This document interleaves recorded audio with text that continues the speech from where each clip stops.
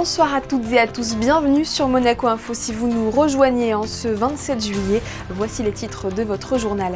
Une semaine sur tous les fronts, Christophe Mirement a pris ses fonctions de ministre d'État lundi. Depuis, les visites pour le nouveau chef du gouvernement s'enchaînent, vous l'entendrez dans quelques instants. Des étoiles plein les yeux, vous étiez nombreux à profiter du feu d'artifice hier soir, le tout premier de la saison estivale en Principauté. Le spectacle pyrotechnique de 16 minutes a été suivi d'une soirée DJ, nous y étions. Elle porte haut les couleurs de Pink Ribbon. L'association peut compter sur sa nouvelle ambassadrice et directrice des événements, Soo Park. L'entrepreneuse sud-coréenne s'engage ainsi avec conviction dans une cause essentielle, la lutte contre le cancer du sein. Elle sera notre deuxième invitée. Et puis, nous terminerons en légèreté avec un focus sur la tomate. Cette star de l'été se déguste notamment en gazpacho, recette à suivre.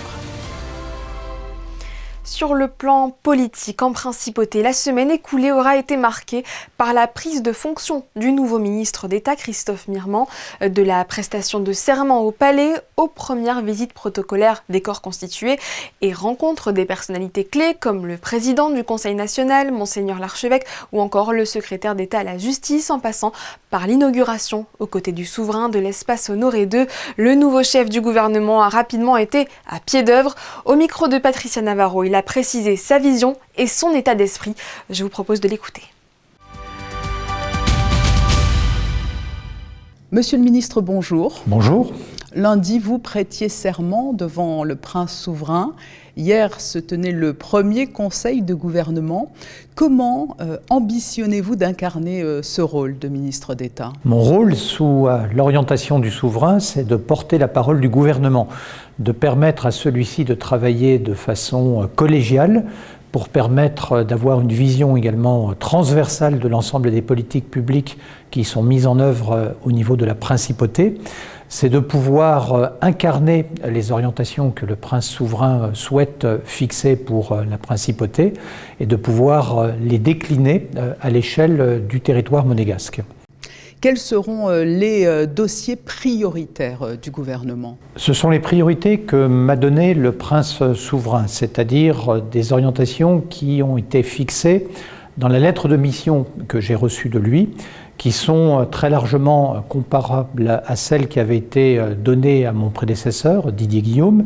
Il s'agit d'abord de mettre en œuvre les standards internationaux en matière économique et financière. C'est un travail qui est déjà engagé et qui se poursuivra naturellement. Il s'agit également de poursuivre le développement, l'attractivité et le rayonnement de la principauté en renforçant cette dimension environnementale et de développement durable auquel le prince souverain est naturellement attaché. Il s'agit de permettre également de renforcer les actions en matière de sécurité. La sécurité est extrêmement importante pour la principauté. Elle participe de son attractivité et bien sûr des attentes de sa population. Il s'agit également de pouvoir permettre de travailler sur un certain nombre de grands chantiers, ceux de la mobilité, ceux du développement urbain et de la reconstruction de la ville sur la ville. Tous ces sujets sont naturellement des sujets importants que je m'efforcerai de travailler avec le gouvernement, avec l'administration de l'État, dans un esprit de transparence, de collégialité, de détermination pour faire avancer ces différents projets. Oui, Didier Guillaume parlait, lui, effectivement d'interministérialité. C'est dans ce sens également que vous allez organiser le travail du gouvernement ? Oui, car je crois qu'il est important que chaque conseiller puisse, avec l'administration, chacun des départements, travailler en ayant cette volonté de transversalité. C'est important parce que c'est une condition d'une plus grande efficacité pour permettre de répondre à l'ensemble des attentes de la population monégasque et des résidents. C'est la raison pour laquelle je crois beaucoup à cette collégialité au sein du gouvernement princier, mais également aussi au travail que nous devons faire en permanence sur une vision construite, collégiale, de l'ensemble des sujets qui ont trait au développement de la principauté. En conclusion, à l'aube de cette nouvelle mission, quel message souhaiteriez-vous adresser aux Monégasques et aux résidents de la Principauté ? d'exprimer tout d'abord l'honneur qui est le mien de servir la principauté, de servir le prince souverain dans la mission qu'il m'a confiée d'être à la tête du gouvernement monégasque, à la tête de son administration, et de mon total engagement pour permettre de contribuer à mettre en œuvre les objectifs qu'il m'a fixés. Mais également le bonheur de résider ici dans la principauté avec ma famille, de partager avec la population, avec les résidents, tous les événements que cet État connaît et qui font sa réputation, son attractivité, qu'il s'agisse des événements culturels, sportifs, récréatifs, sa vie quotidienne, de connaître mieux son identité, sa culture, tout ce que je vais m'efforcer d'apprendre dans les jours, les semaines et les mois à venir pour me permettre d'être pleinement monégasque de cœur, mais également aussi de pouvoir partager l'ensemble des joies de cette principauté dans laquelle je veux très simplement dire que je suis heureux aujourd'hui de servir. Christophe Mirmand, aussitôt investi de ses nouvelles missions, a effectué lundi une première visite de terrain illustrant l'un des thèmes forts de sa feuille de route, la sécurité. Fabien Monnier, Arnaud Imbert et Paul Gougassian l'ont suivi au centre de secours des sapeurs-pompiers puis à la direction de la sûreté publique. La première visite officielle du nouveau ministre d'État a eu lieu à la Sûreté publique ce lundi à 14h30. Il était accompagné du ministre de l'Intérieur, Lionel Beffre. Ils ont été accueillis par le contrôleur en charge de la direction de la Sûreté publique, Eric Arayla.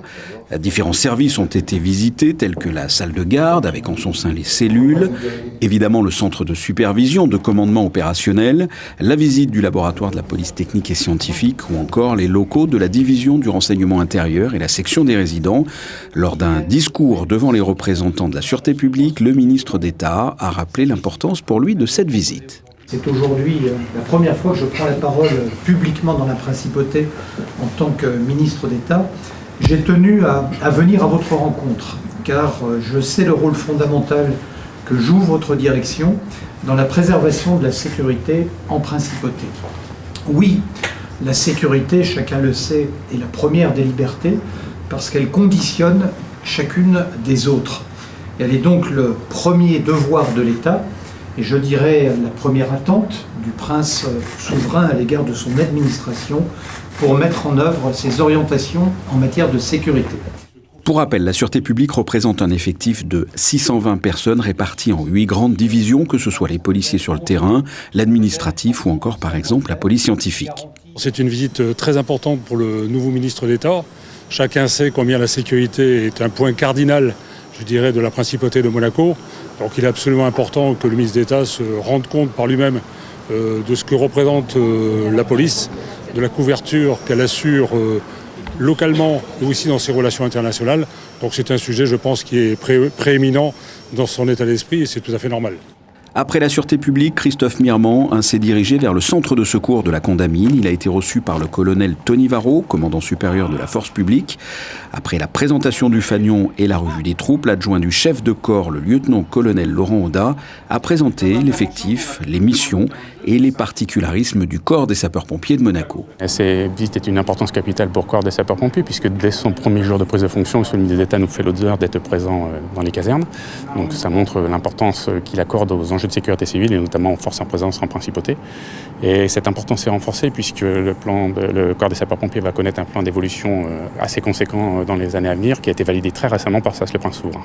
Ce plan d'évolution permettra à terme, d'ici environ 10 ans, de passer de 148 militaires et 12 personnels civils pour 10 000 interventions par an à environ 250 militaires, 38 personnels civils et une 3e caserne.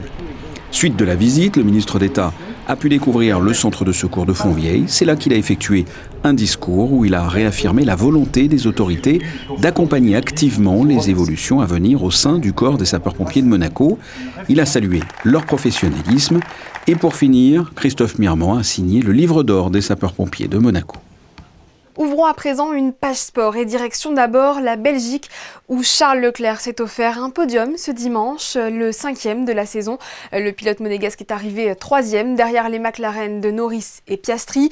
Piastri grand gagnant de cette course qui a commencé avec un peu de retard en raison des fortes averses. Tennis, ils sont en finale. Le monégasque Hugo Nys et le français Édouard Roger Vasselin ont validé leur ticket pour la finale du tournoi ATP de Washington en disposant des Argentins Gonzalez et Molteni en 2-7, 7-6, 6-4. L'ultime partie aura lieu demain face à la paire italienne Vavasori Bolelli. Et rappelons que vendredi, l'autre joueur de double de la Fédération monégasque de tennis, Romain Arneaudo, associé au français Manuel Guinard, a remporté le tournoi du MAG en Croatie. Il s'agit de son deuxième titre de l'année après sa victoire historique à Monte-Carlo, dont vous vous souvenez forcément. Le Port Hercule a brillé de mille feux hier. C'était en effet la première soirée feu d'artifice de l'été à l'initiative de la mairie. Et elle a attiré du monde venu de Monaco et d'ailleurs. Un pur moment de plaisir tout en couleurs et en musique. Le récit de Théo Schumer et les images de Camille Caloni. L'ambiance était au rendez-vous ce samedi soir sur le Port Hercule. Le premier feu d'artifice de l'été, finement organisé par la mairie de Monaco, a rempli le quai Albert Ier et les milliers de curieux n'étaient pas tous du coin. D'où vient tout ce beau monde? Aix-en-Provence. We're from the UK. Du Maroc. Comte. Nous, on est venu début d'après-midi. On a revisité Monaco. On est arrivé vers 15h, 16h. Voilà, on s'est promené un petit peu. C'est toujours très beau les feux d'artifice à Monaco.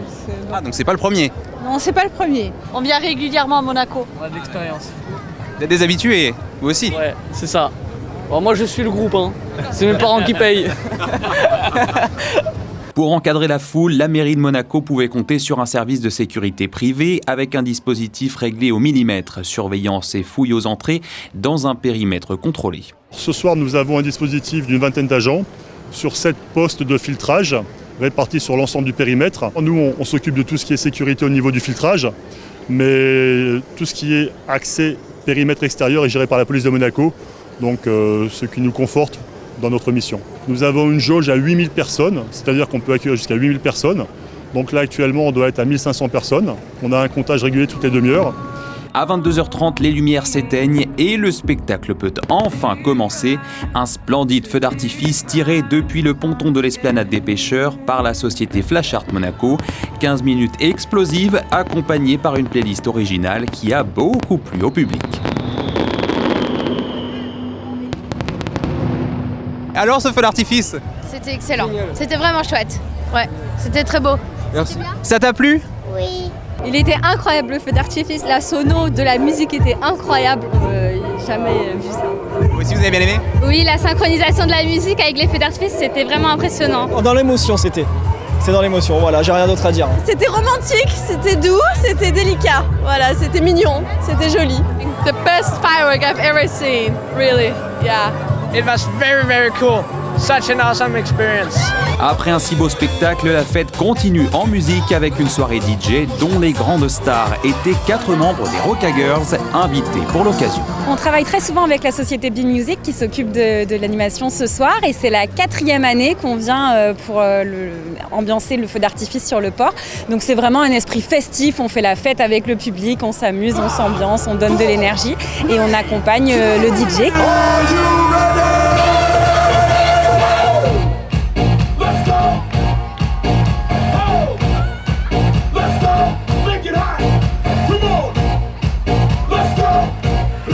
Bref, encore une soirée mémorable. Le prochain feu d'artifice de l'été est prévu à Monaco le samedi 9 août.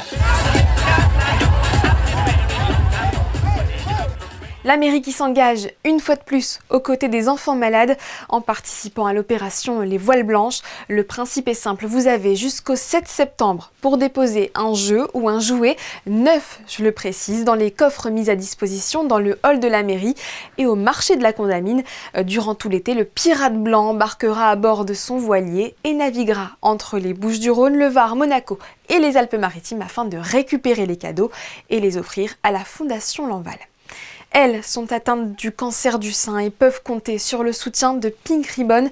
L'association vient de nommer sa nouvelle ambassadrice et directrice des événements. Il s'agit de l'entrepreneuse sud-coréenne Soo Park, l'une des plus influentes dans son domaine et récemment mise à l'honneur par le magazine Forbes. À l'occasion de sa nomination, elle a répondu aux questions de Théo Schumer. Bonsoir Soupark. Bonsoir, enchantée. Merci d'avoir accepté notre invitation sur Monaco Info pour évoquer votre nomination. Avant toute chose, pour les personnes qui ne vous connaissent pas, quel est votre parcours et comment êtes-vous arrivé jusqu'à Pink Ribbon Monaco? Alors, je suis coréenne. Je travaille entre la Corée, les États-Unis et la France depuis plus de 10 ans dans le domaine de l'art, du luxe et du bien-être. Et j'ai longtemps été basée à Paris et naturellement, chaque année, j'ai passé beaucoup de temps ici dans le sud, notamment ici à Monaco. Et petit à petit, je me suis sentie de plus en plus attirée par ce cadre de vie unique. Et j'aime profondément l'atmosphère, l'énergie, le standard de vie que Monaco offre. Et c'est ainsi que je viens de m'y installer à la fin de l'année dernière. Et depuis toujours que je suis engagée auprès de l'initiative en faveur des femmes et des jeunes filles. Et je suis soutenue de plusieurs causes caritatives liées à l'autonomisation des femmes et l'éducation et la protection des filles en situation de vulnérabilité. Et c'est une cause qui me tient particulièrement à cœur. En fait, ma mère, le vrai pilier de ma vie, est une survivante d'un cancer des ovaires, et diagnostiquée il y a 10 ans. Et son combat m'a profondément marquée. Et en réalité, le cancer touche tout le monde, chacun de nous, de près ou de loin. J'ai voulu transformer cette expérience en engagement, et créant plus de liens, plus de conscience et plus de solidarité. Parce que je crois que quand on était ensemble, on est plus forte face à ce que la vie place sur notre chemin. Absolument. Et avant justement de nous parler de votre action au sein de l'association, pouvez-vous nous rappeler quelles sont ses missions générales à Pink Ribbon Monaco? Pink Ribbon Monaco est une association engagée depuis plus de 14 ans en principauté pour la sensibilisation, la prévention et la recherche contre le cancer du sang, avec un fort accent sur le dépistage précoce et l'éducation à la santé des femmes. Et sous la présidence d'honneur de SAS, la princesse Charlène, nous œuvrons à briser les tabous autour du corps féminin et à encourager les femmes à s'informer, se faire entendre et prendre soin d'elles. Et nous soutenons aussi la recherche, notamment sur les formes de cancer complexes comme les cancers lobulaires. Et j'ai l'honneur d'annoncer, avec l'accord de notre présidente, que Pink Ribbon Monaco élargit désormais sa mission à tous les cancers gynécologiques, une évolution naturelle pour mieux répondre aux besoins réels en matière de santé féminine. Et quel sera justement votre fil rouge en tant qu'ambassadrice? Quelles valeurs souhaitez-vous apporter à Pink Ribbon Monaco? Je crois que la santé des femmes ne doit pas être un parcours solitaire. Je veux créer plus de liens entre générations, les cultures et parcours de vie, et faire de Pink Ribbon un espace encore plus inclusif, plus international et chaleureux. Il faut qu'il y ait un lien intergénérationnel et un lien aussi entre les cultures qui permettent justement d'élargir la cause. Je pense qu'il y a vraiment le bon esprit autour de Monaco ici maintenant parce que ça a devenu quelque chose. Il y a beaucoup de gens qui viennent pour habiter ou pour déménager ou juste pour visiter ici. Je pense que ça m'a vraiment intéressé pour servir un rôle comme un bridge, pas ambassadrice juste pour Pink Ribbon Monaco, mais plutôt du côté de la jeune génération et en plus. Vous avez été nommée ambassadrice, mais également directrice des événements. Avez-vous déjà des dates à nous communiquer? Oui, bien sûr. Le 11 octobre, nous aurons notre grande soirée caritative à l'Hôtel de Paris Monte-Carlo, dans le cadre d'un programme de 3 jours. Et en 2026, un tournoi de golf avec un artiste international aussi prévu. Est-ce qu'il y a un message que vous souhaiteriez faire passer sur notre antenne à toutes les femmes que vous soutenez par la voix de Pink Ribbon Monaco? Vous n'êtes pas seul. Et prenez soin de vous, écoutez votre corps. Et le soin de soi, c'est un acte de force. Et je crois qu'ensemble, on peut faire la différence. Merci beaucoup, Soupark, nouvelle ambassadrice de l'association Pink Ribbon Monaco, d'avoir répondu à nos questions sur Monaco Info. Merci pour ma voix et bonne soirée. En salade, farcie ou en tarte, la tomate est incontestablement la star de nos assiettes l'été. Avant de passer en cuisine pour une recette rafraîchissante, Alban Gingembre, Arnaud Imbert, Camille Caloni et Paul Gougastian nous proposent dans ce reportage de retracer le chemin de ce produit vedette du potager au marché de la Condamine. Regardez. Ronde, rouge et acidulée, elle met de la couleur dans nos assiettes. En salade, en sauce, farcie ou encore en soupe, la tomate est un élément incontournable de la gastronomie. Ce légume star de l'été n'a plus aucun secret pour Romy Réna qui lui consacre 5000 m² dans son exploitation à Saint-Janet. On plante au mois de mars, donc je prends des plants greffés, au moins je suis sûre d'avoir des bons plants, des plants bio greffés. Et je fais énormément de variétés. Donc là, il y a 1500 plants de tomates. Et je fais tomates ananas, tomates cœur de bœuf, petites tomates cerises, noires de Crimée, toutes les longues. Ça a été une belle récolte cette année. C'est laquelle la tomate qui marche le mieux? C'est la cœur de bœuf. Pourquoi? Pour le goût, pour la chair, il n'y a pas de graines dedans. Et puis voilà, c'est vraiment la cœur de bœuf qui marche le mieux. Et puis chez vous, c'est vraiment des tomates de qualité. C'est important de cultiver bio? Ah oui, pour moi, c'est... Oui, j'ai pas la mention, je me fous de la mention. Mais au moins, tout est bio, les poules, elles mangent bio. C'est très important, oui. Très, très important pour les clients, pour moi-même, évidemment. Mais surtout pour les clients, que j'ai des légumes de qualité, des produits de qualité, surtout. Et donc chez vous, il n'y a aucune perte? Les petites tomates qui sont moins jolies pour être vendues, qu'est-ce que vous en faites? Je fais de la sauce tomate, que je vends sur le marché aussi. On en garde pour nous toute l'année et les gens sont très contents.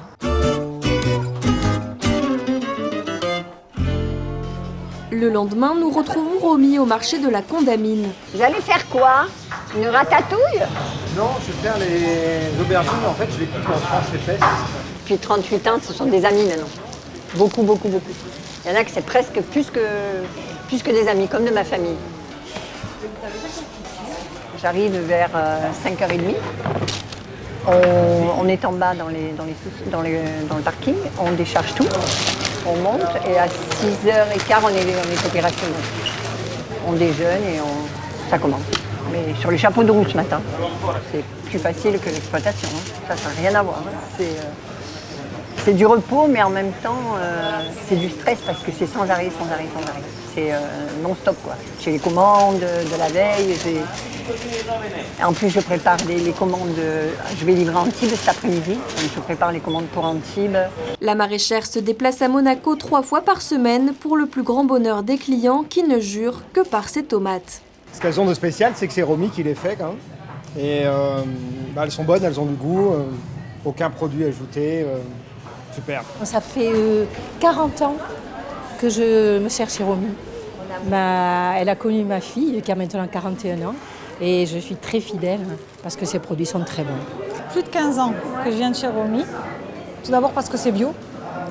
Deuxième motif, c'est pour faire travailler l'économie locale. C'est un peu de la politique tous les jours. Plutôt que d'aller chercher des ingrédients qui ont fait 4 jours de camion, elle les cueille la veille pour le lendemain ou le matin très tôt. Cécile fait le plein de tomates, des étals à sa cuisine, elle nous propose une recette de saison. On va faire un gazpacho parce que l'été il fait chaud, on n'a pas besoin d'avoir une nourriture dense. Alors les tomates c'est plein d'eau et ça va réhydrater, c'est 90% d'eau, mais il y a quand même des vitamines, la vitamine A, B, C, E, du calcium, du phosphore et le calcium il se détériore à la cuisson donc on va le laisser cru. Vous pouvez nous expliquer un petit peu votre recette, quelles vont être les étapes là? Elle est simple ma recette, donc des tomates bien mûres, la peau s'en va facilement, on enlève les pépins parce que c'est pas agréable, on va mettre du concombre que j'ai pelé, ça apporte de la fraîcheur, du poivron rouge plus que du poivron vert, mais les deux se complémentent, un peu de basilic, de l'oignon frais, de l'huile d'olive, du vinaigre de Xérès, du paprika fumé, un peu de piment d'Espelette et bien sûr du sel et du poivre. Et là on va laisser poser plusieurs heures au frigo pour que tous les arômes s'infusent. On va maintenant le passer au mixeur.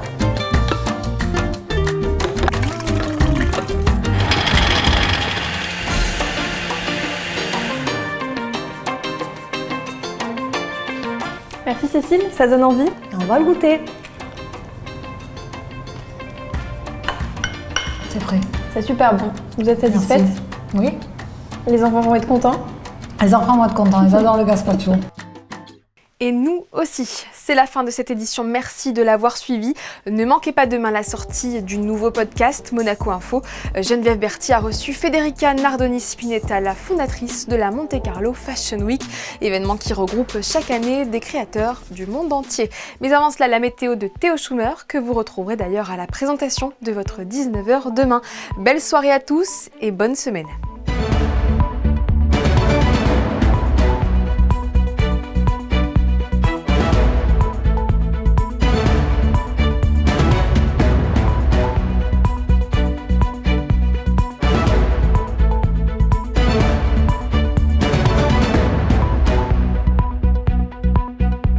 Retrouvez la météo avec Suisse Courtage, votre partenaire de confiance en assurance à Monaco. Protection sur mesure pour particuliers et professionnels.